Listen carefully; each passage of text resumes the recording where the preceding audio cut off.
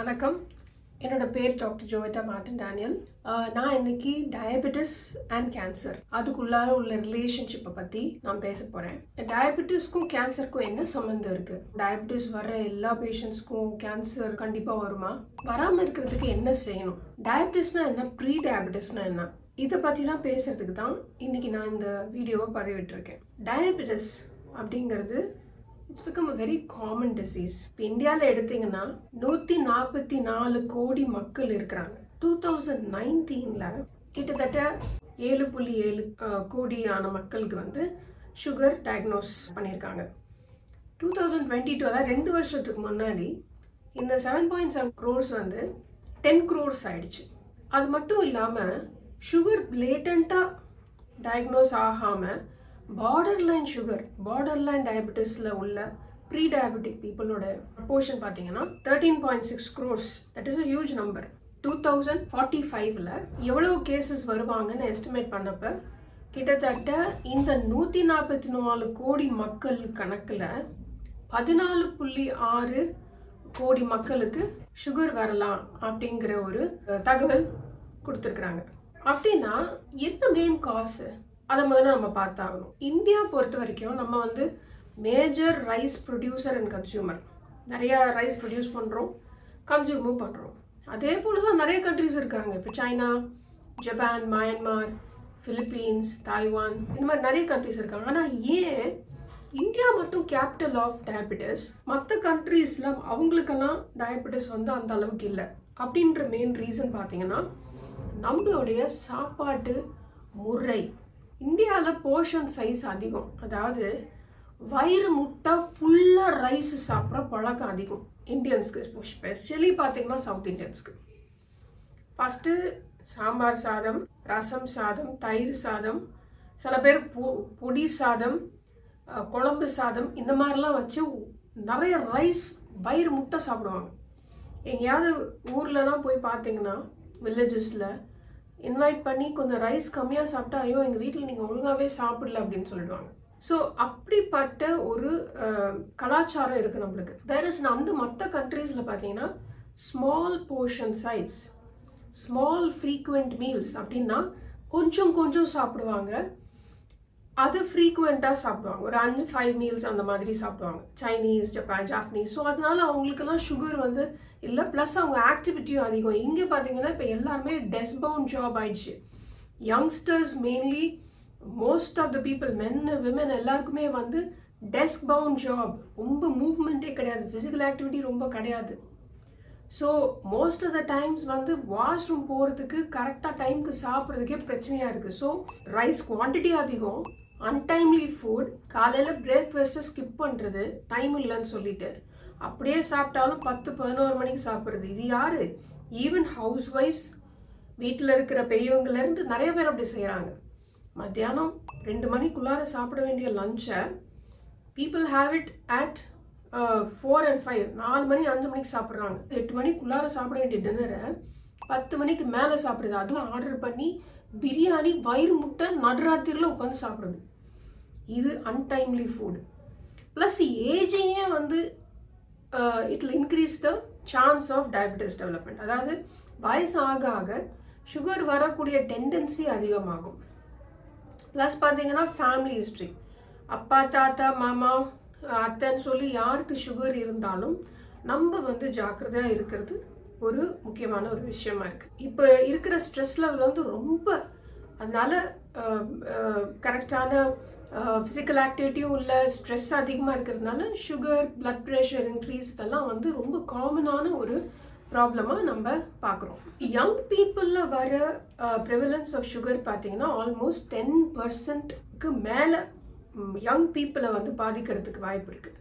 இந்த pre diabetic group இருக்குல்ல, it's called as the border line diabetes. ஏன் அது பார்டர் லைன் சொல்கிறோம்? There is one parameter called as haemoglobin A1C. இது என்னன்னா HbA1c 3 மாதத்துக்கான பிளட் சுகர் லெவல் கண்ட்ரோல் இந்த பாடியை காமிக்குது.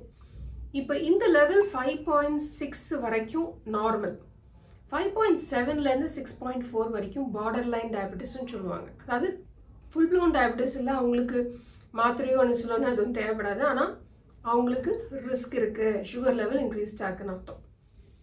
6.5க்கு மேலே இருக்கிறவங்க கண்டிப்பாக ஃபுல் ப்ளோன் டயபிட்டிஸ் அவங்களுக்கு ட்ரீட்மெண்ட் கொடுக்கணும். ஸோ நீங்கள் கேட்பீங்க, இப்போ என்ன ரிஸ்க்? இப்போது பார்டர்லைன் டயபிட்டிஸ்னால் சுகர் தான் வரல, இல்லை வராமல் தானே இருக்குது, அதுக்கும் கேன்சருக்கு என்ன சம்மந்தம்? இல்லை சுகர் இருக்குது, அன்கண்ட்ரோல்டாக இருக்குது, என்ன இப்போ 10 வருஷம் 20 வருஷம் நான் அப்படி தான் இருக்கேன் அப்படின்னு சொல்கிறவங்க இருக்காங்க. அதனால என்ன பாதிப்பு வருது அப்படின்னு. இப்போ நான் ஒரு முக்கியமான விஷயம் சொல்கிறேன். நான் சொல்கிறது பயம்படுத்துறதுக்கு கிடையாது. இந்த இன்ஃபர்மேஷன் நம்மளை நல்வழிப்படுத்துறதுக்கு. சுகர் இருக்கிறவங்க எல்லாருக்குமே கேன்சர் வரணும்னு அவசியம் இல்லை. ஸோ சுகர் அன்கண்ட்ரோல்டாக போச்சுன்னா கேன்சர் வர்றதுக்கான ரிஸ்க் அதிகம்னு தான் நான் சொல்ல வரேன். இதுதான் முக்கியமான கருத்து. இப்போ ஒரு முக்கியமான விஷயம் என்னென்னா, அன்கண்ட்ரோல்டு சுகர் இருக்கும் பொழுது அல்லது ப்ரீ டயபெட்டிக் ஸ்டேட், இந்த 2 காரியங்கள்லையும் எல்லா ஆர்கன்ஸ்லேயும் மெட்டபாலிக் பாத்வேஸ் இருக்கும். லிவரில் ஒரு மாதிரி மெட்டபாலிக் பாத்வே, கோலனில் ஒரு மெட்டபாலிக் பாத்வே, பிரெஸ்டில் ஒரு பாத்வே. ஸோ மெட்டபாலிக் பாத்வேஸ் வந்து சீராக வேலை செய்யக்கூடிய அந்த தன்மைகள் கெட்டு போய் ஈஸியாக கேன்சர் வரக்கூடிய மியூட்டேஷன்ஸை உண்டாகும். மாறுதல்கள், டிஎன்ஏ அந்த செல்ஸ்குள்ளார மாறுதல்கள் உண்டு பண்ணி கேன்சர் வரக்கூடிய தன்மையை கூட்டி கொடுக்கும். இது ஃபர்ஸ்ட் பாயிண்ட். அடுத்த பாயிண்ட் பார்த்தீங்கன்னா, அதிகமாக ஒரு ப்ரோ இன்ஃப்ளமேட்டரி ஸ்டேட்டும்பாங்க. அதாவது ஒரு அடித்தா ஒரு இடத்துல வீக்கம் ஏற்படுது, ஒரு இன்ஃப்ளமேஷன் ஏற்படுது இல்லையா? அதே மாதிரி இந்த சுகர் அதிகமாக இருக்கிறதுனால உடம்புல ஃபுல் பாடியில் ஒரு ப்ரோ இன்ஃப்ளமேட்டரி ஸ்டேட், ஒரு வீக்கம் கொடுத்த மாதிரி ஒரு ஸ்டேட், அதுக்குண்டான சில சுரப்பிகள், சில ஹார்மோன்ஸ், சில கெமிக்கல்ஸ் உண்டாகிறதுனால கேன்சர் டெண்டன்சி அதிகமாகும்.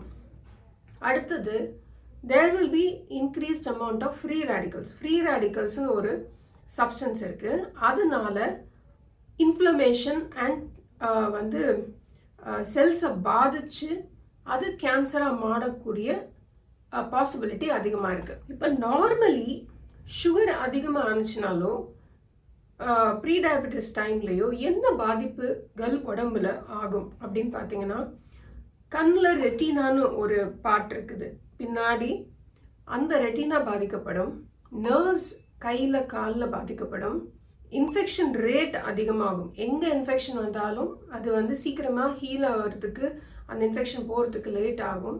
சீக்கிரமாக யூரினரி ட்ராக்ட் இன்ஃபெக்ஷன்ஸ் முக்கியமாக விமென்க்கு அதிகமாக வரும். க்ரானிக் லிவர் டிசீஸ், ஏன்னா நான் ஆல்கஹாலிக் ஃபேட்டி லிவர் ஆர் ஸ்டேட்டோ ஹெப்படைட்டிஸ்ன்னு சொல்லுவாங்க.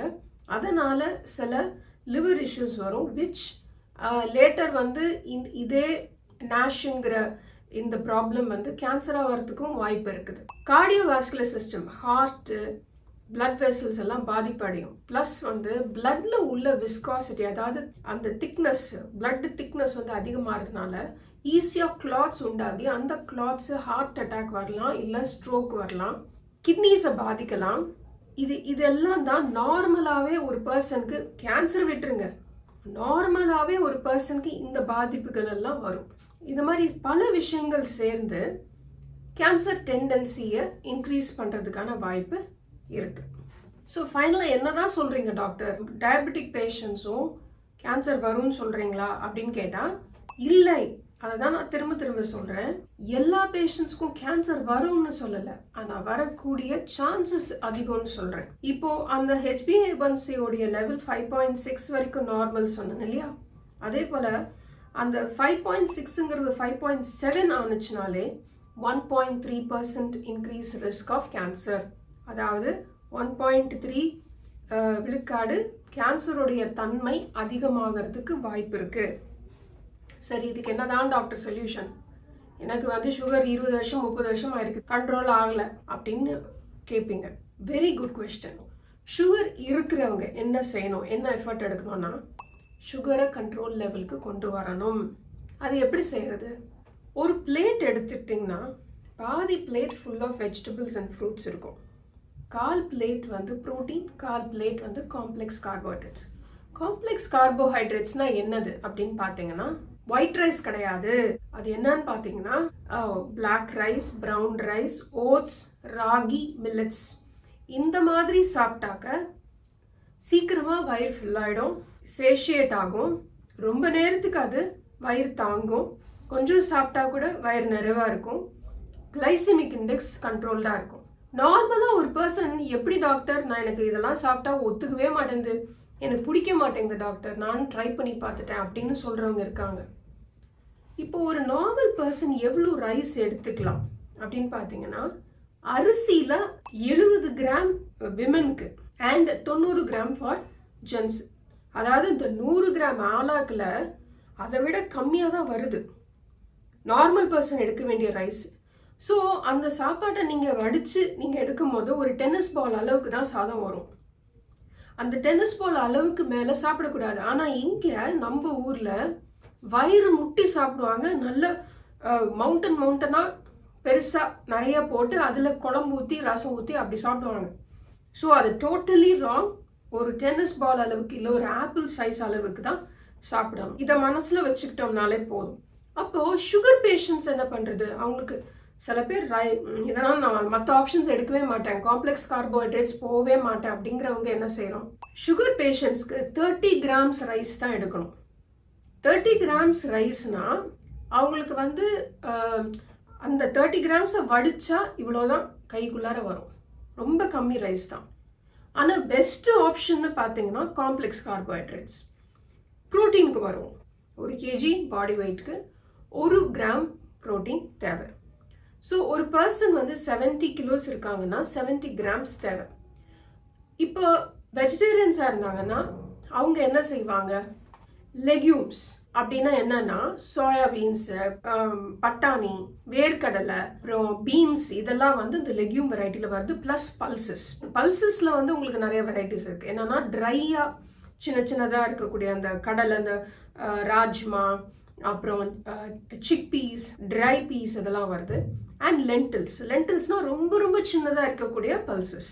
இதெல்லாம் ஹை இன் ப்ரோட்டீன். ஸோ வெஜிடேரியன்ஸ் இதை சாப்பிடலாம். சில பேருக்கு அவங்களுக்கு ப்ளோட்டிங்லாம் இருக்கும், அப்போ நிறைய பூண்டு சேர்த்துக்கலாம். நான் வெஜிடேரியன்ஸ் வந்தீங்கன்னா அவங்களுக்கு எக்ஸ், ஃபிஷ் அண்ட் மீட். இப்போ மீட்ன்றது ரெட் மீட்டெல்லாம் இருக்குது. ஸோ ரெட் மீட்டெல்லாம் ரொம்ப அளவாக தான் சாப்பிடணும். முக்கியமாக இவங்க ரெட் மீட்லாம் சாப்பிடும்போது கண்டிப்பாக க்ரீன் லீஃபி வெஜிடபிள்ஸ், மற்ற வெஜிடபிள்ஸ், கலர்ட் வெஜிடபிள்ஸ் எடுத்துக்கணும். இல்லைனா that is also not good, it's harmful. So இந்த சில பேர் என்ன பண்ணுவாங்க, என்ன நான் வெஜிடேரியன் என்ன நல்லா மீட் சாப்பிட சொல்லிட்டாங்கன்னு சொல்லிட்டு அவங்க பாட்டுக்கு இஷ்டத்துக்கு ஒரு ஃபுல் பிளேட்டே ஃபுல்லாக நான்வெஜ் சாப்பிடுவாங்க. அப்படியும் இருக்கக்கூடாது. ஸோ இந்த மாதிரி நிறைய லிக்விட்ஸ் குடிக்கணும். சில பேருக்கு டயபெட்டிக் பேஷண்ட்ஸ், பார்டர்லைன் டயபெட்டிக் பேஷண்ட்ஸ்க்கு எனக்கு இதெல்லாம் செட் ஆக மாட்டேங்குது மேடம் அப்படின்னு சொல்கிறவங்களுக்கு நான் என்ன சஜஸ்ட் பண்ணுவேன்னா, சூப்ஸ், ஸ்மூதிஸ் அண்ட் பாரேஜஸ் இப்படி சாப்பிடலாம். அண்ட் ஃப்ரீக்வெண்ட்டாக, அதாவது ஒரு நாளில் ஒரு 5-8 முறை இந்த மாதிரி குடித்தோன்னா அப்போவும் கிளைசிமிக் இண்டெக்ஸ் நல்லா கண்ட்ரோல்டாக இருக்கும், சுகர் லெவல்ஸ் கண்ட்ரோலுக்கு வந்துடும். ரைஸை அவாய்ட் பண்ணிவிட்டு ஒயிட் ரைஸ் அவாய்ட் பண்ணுறது ரொம்ப நல்லது. ப்ளஸ் பார்த்தீங்கன்னா வீட், நம்மளுடைய ஊரில் வீட்டுங்கிறது ஹைப்ரிடாக இருக்குது. அதனால் better to avoid the hybrid வீட். ஏன்னா ஹைப்ரிட் வீட்லேயும் ஒயிட் ரைஸ், பாலிஷ் ரைஸ் மாதிரியே கிளைசிமிக் இண்டெக்ஸ் ஒரே போல தான் இருக்குது. அதனால் அதை அவாய்ட் பண்ணுறது நல்லது. அடுத்த முக்கியமான ஒரு விஷயத்துக்கு வருவோம். இப்போ ஒரு பேஷண்ட்டுக்கு கேன்சர் வந்துருச்சு அண்ட் சுகரும் அன்கண்ட்ரோல்டாக இருக்குது. சுகர் அன்கண்ட்ரோல்டு அண்ட் கேன்சர் இருக்கிற அந்த பேஷண்ட்ஸ்க்கு என்னென்ன பிரச்சனைகள் வரலாம் அப்படின்னு பார்த்தீங்கன்னா, இப்போது நார்மலாக நம்ம ஒரு பேஷண்ட்டுக்கு கொடுக்கக்கூடிய கீமோதெரபியூட்டிக் ட்ரக் டோஸை இந்த பேஷண்ட்ஸ்க்கு கொடுக்கறதுக்கு யோசிப்போம்.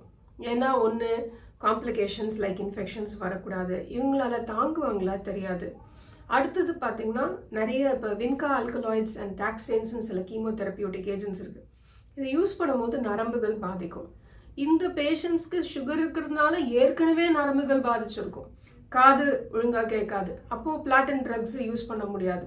இந்த மாதிரிலாம் இருக்கிறப்ப டோஸை நம்ம காம்ப்ரமைஸ் பண்ணி, அதாவது கம்மி ஆக்கி கொடுக்கக்கூடிய ஒரு சூழ்நிலை ஏற்படுது. அப்படி கம்மியாக கொடுக்கும் போது டிசீஸ் ரொம்ப கண்ட்ரோல் ஆகாமல் இருக்கும். ஸோ ஈஸியாக ரிலாப்ஸ் ஆகிறதுக்கு, அதாவது திரும்ப கேன்சர் வர்றதுக்கு வாய்ப்பு இருக்குது. நம்ம நல்லா ட்ரீட் பண்ணி ஃபுல் டோஸில் ட்ரீட் பண்ணுற பேஷண்ட்ஸ்க்கே கேன்சர் ரிலாப்ஸ் ஆகும் பொழுது இந்த மாதிரி கம்மி டோஸ் பண்ணி கொடுக்குறப்ப ரிலாப்ஸ் ரேட் இன்னும் குயிக்கராக வரும். கேன்சர் திரும்ப வர்றது ரொம்ப சீக்கிரமாக வர்றதுக்கு வாய்ப்பு இருக்குது. அடுத்து முக்கியமான ஒரு காம்ப்ளிகேஷன் பார்த்தீங்கன்னா ட்ரக் டு ட்ரக் இன்ட்ராக்ஷன்ஸ். ஏன்னா அவங்க மல்டிபிள் ட்ரக்ஸ் எடுப்பாங்க. ஸோ அந்த ட்ரக்ஸும் கீமோதெரபியூட்டிக் ட்ரக்ஸும் வந்து பிரச்சனை கொடுக்கலாம். அதுக்கு அடுத்தது பார்த்தீங்கன்னா உங்களுக்கு காம்ப்ளிகேஷன் ரேட் ட்ரீட்மெண்ட் அப்போது கொஞ்சம் அதிகமாக இருக்கும். ஏன்னா ஏற்கனவே இம்யூனிட்டி கம்மியாக இருக்குது. கீமோதெரப்பி இன்னும் எலும்பு மாஞ்சா போன் மேரோவில் ஒர்க் பண்ணும்போது கவுண்ட்ஸ் வந்து கம்மியாகலாம். ஸோ கவுண்ட்ஸ் கம்மியாகும் போது சீக்கிரமாக இன்ஃபெக்ஷன் ரேட் இன்க்ரீஸ் ஆகிறதுக்கு, இல்லை ஐசியூ போய் அட்மிஷன் ஆகி நிறைய ஆன்டிபயோட்டிக்ஸ் கொடுக்கறதுக்கு நிறைய வாய்ப்பு இருக்குது. அடுத்தது பார்த்தீங்கன்னா நிறைய டாக்டர்ஸ், நிறைய மல்டி டிசிப்ளினரி டீம் தேவைப்படும். அதாவது இப்போ நார்மலாக ஒரு மெடிக்கல் ஆங்காலஜிஸ்ட் மட்டும் பார்த்து ட்ரீட் பண்ணுற மாதிரி இல்லாமல் இதுக்கு வந்து இன்ஃபெக்ஷஸ் டிசீஸ் ஸ்பெஷலிஸ்ட், ஒரு டயபெட்டாலஜிஸ்ட், அப்புறம் ஃபிசியோதெரபிஸ்ட், ஐசியூ ஃபிசிஷியன், இந்த மாதிரி நிறைய பேர் வந்து ஹெல்ப் பண்ணி பேஷண்ட்டை டேக்கிள் பண்ணுற மாதிரி ஆகும். அண்ட் நீங்கள் என்னென்ன கேன்சர்ஸ் தான் வரலாம் அப்படின்னு சொல்கிறீங்க அப்படின்னு சில பேர் கேட்பாங்க. விமென்க்கு பார்த்தீங்கன்னா சுகர் கண்ட்ரோல்டாக இல்லைன்னா பிரெஸ்ட் கேன்சர், கோலன் கேன்சர் ரொம்ப காமனாக வரும். ஜென்ஸ்க்கு வந்து prostate and breast cancer. But overall பார்த்தீங்கன்னா ஈசோஃபேஜியல் கேன்சர், ஏன்னா சுகர் அதிகமாக இருக்கிற பேஷண்ட்ஸ் நிறைய பேர் ஒபீஸாக இருப்பாங்க. ஸோ அதனால ஈசோஃபேகஸோட cancer, gastric cancer, gall bladder cancer, hepatobiliary cancer, colon cancer, urinary bladder cancer, இந்த மாதிரி நிறைய விதமான கேன்சர்ஸ் வர்றதுக்கான வாய்ப்புகள் அதிகமாக இருக்குது. ஸோ என்ன டாக்டர், அட் தி எண்டு நீங்கள் சொல்கிறதெல்லாம் பார்த்தா சுகர் இருக்கிற பேஷண்ட்ஸு கட்டாயமாக வந்து கேன்சர் வந்துடும் போல் இருக்கே அப்படின்னு நீங்கள் கேட்டிங்கன்னா கண்டிப்பாக அப்படி கிடையாது. பார்டர் லைன் சுகரில் உள்ள பேஷண்ட்ஸும் அவங்களுக்கு ஈஸி ஆக்சுவலாக பிளட் சுகருக்கு வர விடாமல் கம்ப்ளீட்டாக நார்மல்சி போகிறதுக்கு அவங்க லைஃப் ஸ்டைல் மெஷர், நான் சொன்னேன் இல்லையா, போர்ஷன் சைஸ், நான் கரெக்டான அமௌண்ட் ஆஃப் ஃபுட் சாப்பிடணும், டைம்லி ஃபுட் சாப்பிடணும், ஃபிசிக்கல் ஆக்டிவிட்டி அண்ட் ஸ்ட்ரெஸ் லெவலை கம்மி பண்ணணும். Physical activity is very very important. Sitting is the next smoking சொல்கிறாங்கல்ல. ஸோ இந்த பாயிண்ட்ஸை நம்ம கடைபிடிச்சிட்டோன்னா இந்த ப்ரீ டயபெட்டிக் பார்டர் லைனில் உள்ள மெஜாரிட்டி ஆஃப் தி யங்ஸ்டர்ஸ் நார்மல்சிக்கு போயிடுவாங்க. இப்போ சுகர் கம்ப்ளீட்டாக டயக்னோஸ் ஆன பேஷண்ட்ஸ், அன்கண்ட்ரோல் டயபெட்டிஸ் உள்ள பேஷண்ட்ஸ் என்ன செய்யறது? அவங்க வந்து நான் சொன்ன மாதிரி டயட் மாடிஃபிகேஷன் பண்ணிட்டாங்கன்னா, இதே மாதிரி physical activity, diet modification, portion size control, இதையெல்லாம் செஞ்சாக்க கேன்சர் வர்றதை கிராஸ்லி தடுக்கிறதுக்கு நிறைய வாய்ப்புகள் இருக்குது. இந்த இன்ஃபர்மேஷன் உங்களுக்கு யூஸ்ஃபுல்லாக இருந்திருக்கும்னு நினைக்கிறேன். இன்னொரு கண்டென்ட் இன்னொரு வீடியோவில் சந்திக்கிறேன். தேங்க்யூ.